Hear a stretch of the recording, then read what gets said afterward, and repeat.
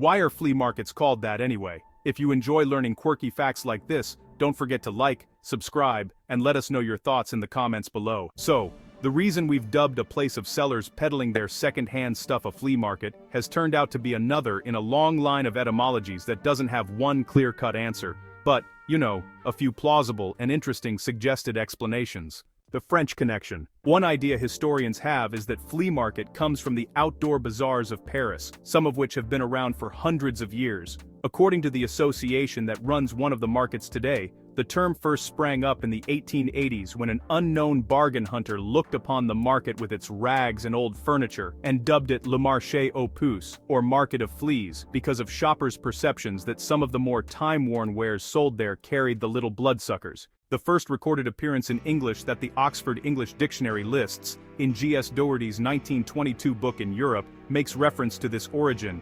It is called the flea market because there are so many second-hand articles sold of all kinds that they are believed to gather fleas. Pascal Treguet at Word Histories has traced the English phrase back further than that, to a letter from Denmark published in an 1887 New York Sun article that described the last day of a flea market. I don't know whether in this article, flea market is the calque of French marché aux puces, or a translation of Danish loppemarkt, with loppe meaning flea, Treguet writes.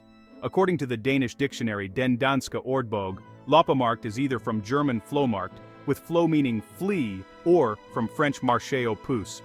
The origin of flohmarkt is unclear according to the German dictionary Duden, getting flea from flea. Another possible origin has its roots in the same French markets, but with a twist on the words and meaning. As the city planners of Paris began laying down its broad avenues and constructing new buildings, some of the side streets and alleyways that were home to the second-hand outdoor markets and stalls were demolished. The merchants were forced to take their wares and set up shop elsewhere. Once re-established, the exiled bazaars came to be known in English as flea markets, which somehow got turned into flea later on, though no one seems to have an explanation for why.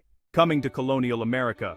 A third explanation comes from colonial America. The Dutch traders who settled New Netherlands, which is present-day New York, had an outdoor market they called the Vlei, sometimes spelled as Vlaai, or Vlaai, market, named from the Dutch word for swamp and referencing the market's location on what was once a salt marsh. English speakers pronounced the word with an F up front, and sometimes a long L on the end, and the fly or flea market and other places like it eventually all became flea markets.